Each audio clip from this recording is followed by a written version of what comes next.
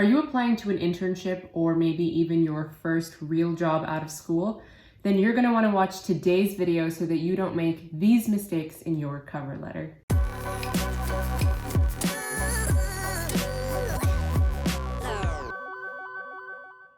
Hey friends, I am back today with another cover letter video, and if you recently saw this video right here, then you know that there are so many different things to keep in mind in order to write a strategic, successful cover letter. But today I want to focus on just a few tips for you today. I want to narrow it down and specifically focus on what you should never write when it comes to a US style cover letter. I've put together a list of things that you shouldn't do, and I call them don'ts, but as we go on in this list, I want you to know that today's video isn't to let you know how bad of a cover letter writer you are or to tell you how much you still need to improve. So please don't get discouraged if you notice that I mentioned a mistake in this video that you're currently making. Instead, the list of don'ts in this video is actually a compilation of mistakes that I've made myself in the past, and I noticed the hard way that they weren't serving me in my job search. So just keep in mind that the goal of today's video is to keep these mistakes on your radar so that you can avoid them and move through your job search more quickly. As always, the career advice that I'll be providing on this channel is mostly based on the communication style and job culture of the United States, so please keep that in mind. But other than that, let's jump right in. So the first thing you never want to say in a cover letter is to address it to whom it may concern, or Dear Sir/Madam. To whom it may concern is just very vague, and it comes off as if the candidate didn't really do their research to find out who at the company could possibly be reading this letter. It just kind of comes off as if you're saying, to whomever this may concern, just somebody please read my letter. And of course, that's not exactly what you mean. That's not what you're trying to say, but that's how it could be interpreted. Dear Sir/Madam also has a similar problem with coming off as too vague and as if you didn't really do your research to find out who's going to be reading this, whether it's a sir or a madam. But more than that, it's also a pretty formal, pretty old-fashioned term for the American job culture. The best thing you can do is to address the letter to the person who's going to be reading it, so addressing them by name. And sometimes job descriptions will list the name of the person that you should address your letter to, like it'll say at the bottom of the job description, please email your application materials to Sally Lim or something like that. And if you see a name on the job description, grab it, use it. Maybe you have a friend or you know somebody who works at the company that you're applying to, and if you do, I would encourage you to reach out to them and to just ask if they might know who might be reading the letter, or at least what the title of the person would be. Better yet, if you yourself know the recruiter or you know the hiring manager, use those names or use one of those names. Either way, using a name is going to be the most personable, outstanding approach in a sea of cover letters that recruiters have to filter through all day. Of course, you're not always going to know the name, and if you don't, the next best thing you can say is literally Dear Recruiter or Dear Hiring Manager. The second thing you should never do in a cover letter is to just repeat what's already on your resume. If a recruiter wanted to know every single job you've ever had and every single responsibility you've ever had in each of those jobs,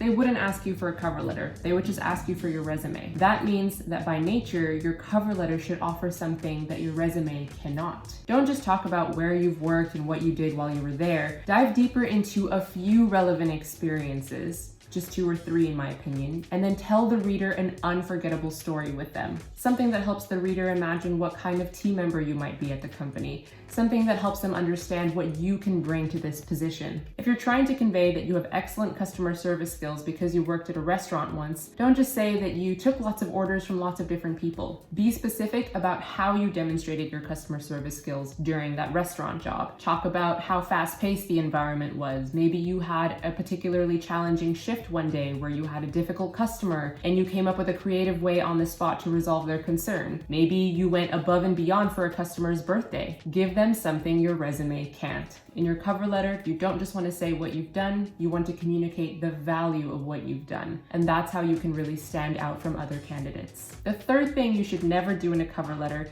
is to assume what the company wants to hear from you instead of looking at the job description and reading about what they've already asked for. Now that you know that a cover letter is about telling just a few memorable stories instead of repeating your entire professional history, Don't just tell them any old story. Read the job description to find out what it is the employer is looking for so that you can use the cover letter to position yourself as somebody who's right for the job. So you don't just want to start talking about customer service skills if the job description didn't emphasize a need for customer service skills. Similarly, you don't want to assume that you have the relevant skills just because of the type of job you're applying for. So for example, if you're applying for a marketing job, it doesn't mean that the employer wants to know how good you are with social media. Each job description is unique because each company has unique needs. So whenever you find yourself in doubt about what stories you should bring up in your cover letter, just refer back to the job description for inspiration on what topics you should address. The fourth thing you should never do in your cover letter is to talk more about what you are hoping to gain from the company instead of talking about what you can bring the company. So similar to the point that I was making earlier, a company puts a job listing out there because they have certain needs. So if they're asking for a software engineer, it's because they need one. So in your cover letter, it's going to be important that you talk about how you can fulfill their needs. How can you use your skills to fill the gap that they're currently facing as a company? Let's say you're applying to become an investment banker in New York. Don't spend a paragraph talking about how you've always loved New York and you can't wait to live in New York and that's always been your dream. Or, don't talk about how much you want to be an investment banker because you once watched this show about investment bankers living in New York a long time ago on Netflix and it's always been your dream to live that life.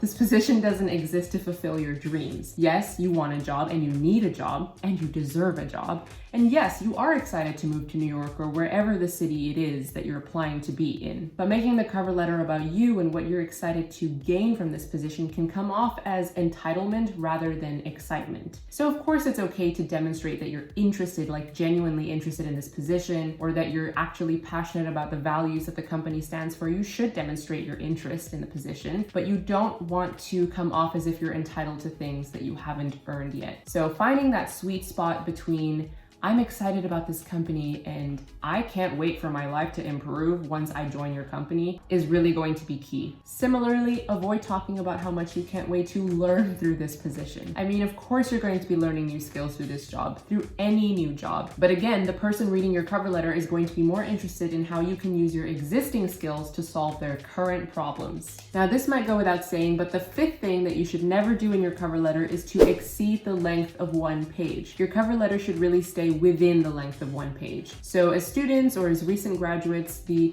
4-paragraph structure is pretty standard, which I also talked about in my other cover letter video, where you have 1 introductory paragraph, 2 middle paragraphs talking about why you're right for the job, and then a conclusion paragraph wrapping it up and thanking them for their time. But if you're already applying a lot of the tips that I've suggested in this video, like making sure not to repeat your entire resume or making sure that you're strategic with the stories you choose to tell, then it's unlikely you'll exceed one page. Remember, anything that you can't fit into your cover letter is likely already in your resume, which shows your entire professional history. And if there are any extra stories that you want to tell that can't fit into your resume, can't fit into your cover letter, then save that for the interview. Let me know if you want me to do a video on interview tips, by the way. But as I mentioned in my other cover letter video, the goal of a cover letter is really just to get an interview. You're just trying to show them in this initial point of contact that you're having with them that you have all of those skills and those experiences that they're looking for, that you are worth getting to know more beyond those skills and experiences. So use the one page that you have well and trust that it will be enough to move you forward in the application process. But remember, the ultimate don't of this video is to don't let a job rejection get you down. Rejections are a very normal part of the job search process because each company has very, very unique needs. So if they reject you because they don't think you're the right fit, remember that it's not a personal attack. They're looking for their perfect fit, just like you're looking for your perfect fit. And I know it can be frustrating sometimes to get multiple rejections, but just remember that that does not determine your value. You can and you will get a job, and you deserve a job, one that you're excited about. So remember that if you get a rejection, the best is still yet to come. I hope the tips I shared today were helpful. Please let me know in the comments below what you thought. I read everything. And if you like what you saw today, then please give this video a quick thumbs up. It really helps this channel out and it really means a lot. And if you're not already subscribed to this channel, then click that subscribe button now so that you can stay tuned for more US career tips like this. Thank you so much for tuning in. I will see you in the next video.